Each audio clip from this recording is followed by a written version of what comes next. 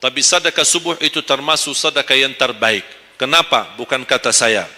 Ya Allah, dengan berkah sedekah ini, ya Allah, saya ingin nikah. Mudahkan jodoh. Nikah lagi juga boleh doa, tidak apa-apa. Dan tidak pernah saya sampaikan amalan ini, semua alhamdulillah berhasil mendapatkan hajatnya. Ya Allah, dengan berkah sedekah ini, mohon titipkan pahalanya untuk kedua orang tua saya.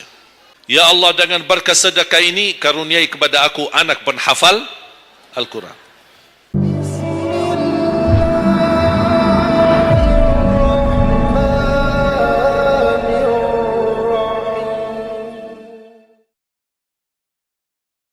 Assalamualaikum warahmatullahi wabarakatuh.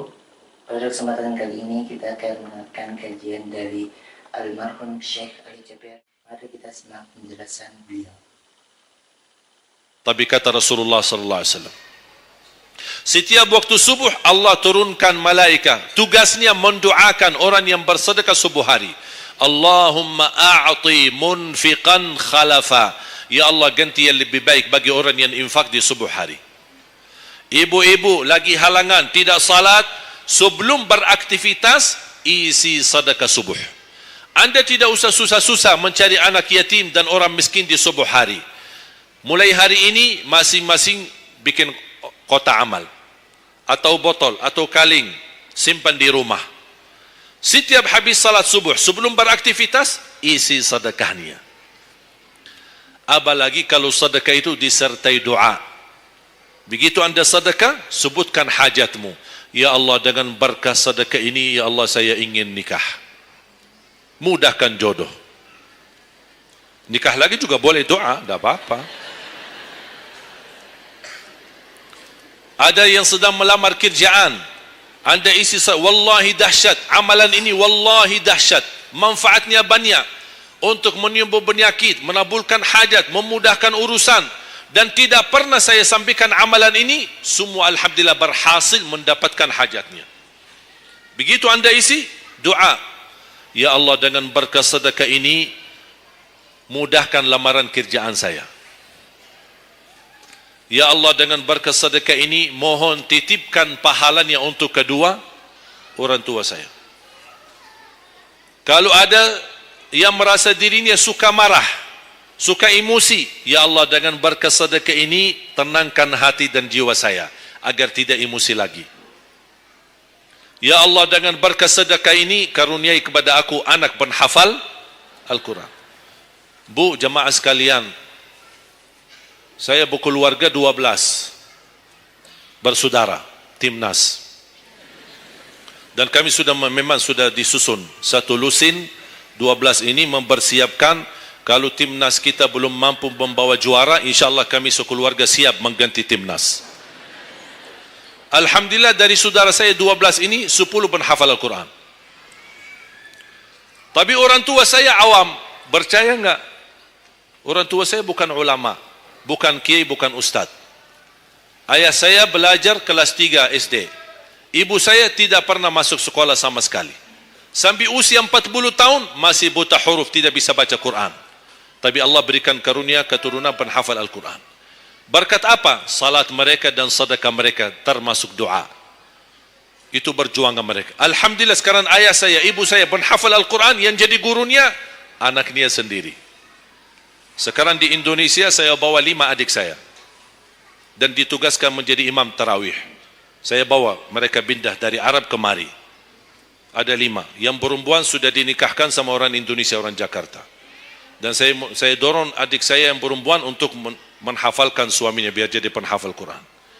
Yang 4 laki-laki, ada yang 2 bawa istrinya masing-masing dari Arab, yang 2 lagi saya nikahkan di Indonesia sama orang Indonesia. Ada 1 sama orang Sunda, 1 sama orang Lombok. Jangan khawatir Bu, masih ada lagi. Bahkan saya dorong adik-adik saya semua wajib nikah 4. Masing-masing 4 istri. Kenapa? Supaya banyak keturunan. Kalau bisa setiap 1 istri 12, 1 lusin. Masya Allah, luar biasa.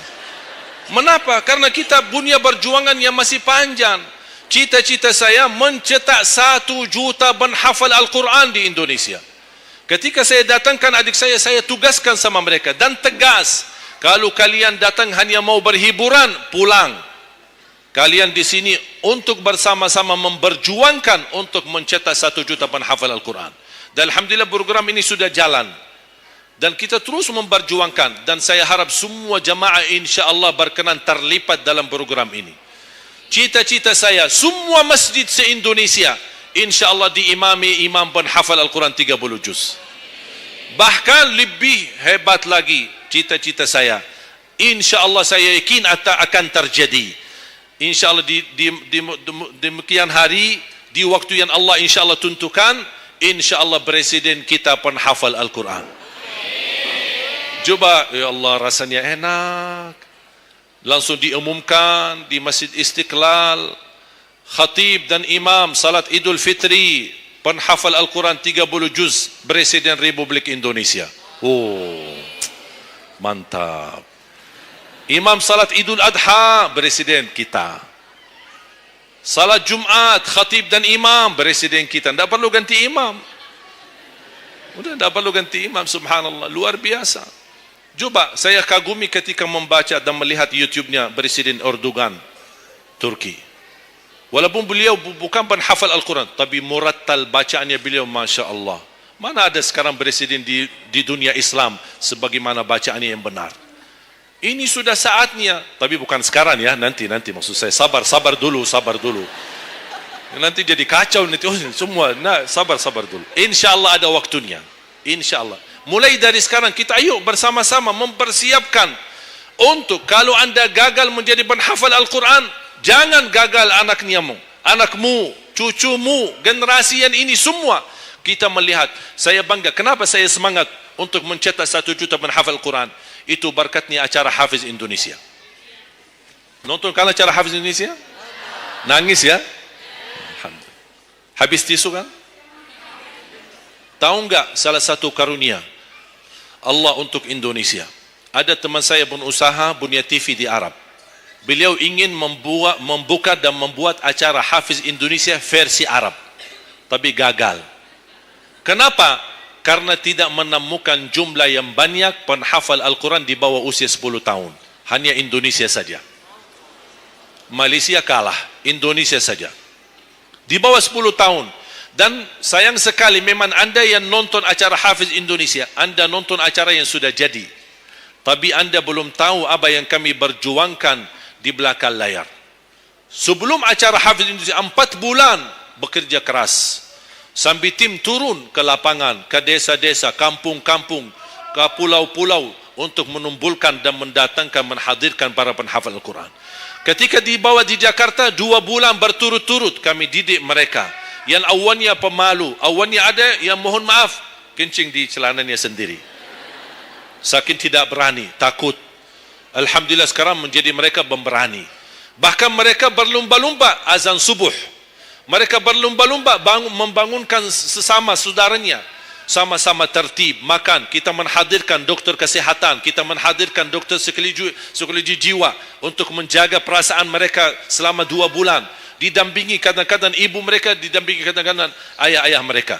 Dan semua rata-rata sepakat orang tua mereka, tidak pernah kami merasakan bangga memiliki anak sebagaimana kami melihat perjuangan di Hafiz Indonesia.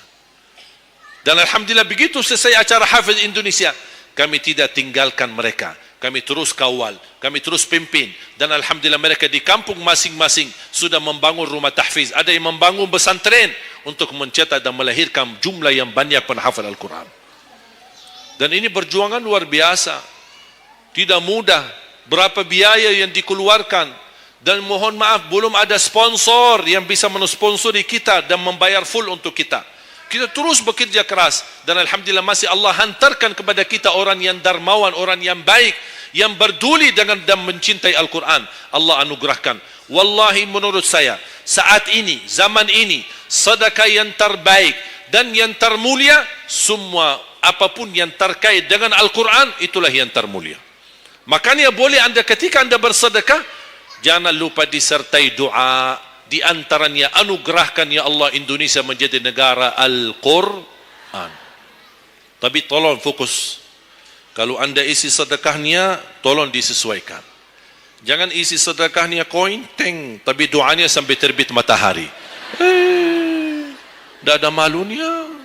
Kata Allah, koin-koin aja sedekahnya, doanya dah habis-habis. Hajatnya panjang, lebar. Malu kita. Bukan Allah tidak bisa. Allah maha bisa menabulkan hajat. Tapi kita malu sama Allah. Kok cuma bikin teng, ya Allah, ya Allah, ya Allah, panjang. Fokus. Kalau usulan saya, satu sedekah, satu hajat. Satu sedekah, satu hajat. Dan insyaAllah akan anda melihat manfaatnya. Mudah-mudahan semua yang hadir, insyaAllah menjadi keluarga besar 1 juta penhafal Al-Quran. 1 juta mencetak penhafal Al-Quran. 1 juta keluarga Al-Quran. Yang insyaAllah akan membangun generasi baru. Yang membawa Indonesia menjadi baldatun tayyibatun rabbun ghafur, dan di masa yang akan datang insyaAllah Indonesia menjadi lebih baik. Amin ya rabbal alamin. Barakallahu fikum. Terima kasih, semoga bermanfaat. Kurang lebihnya mohon maaf. Mungkin ada panitia ingin menyampaikan selanjutnya. Sekian untuk kesempatan kali ini. Semoga kita dapat mengambil apa yang telah disampaikan.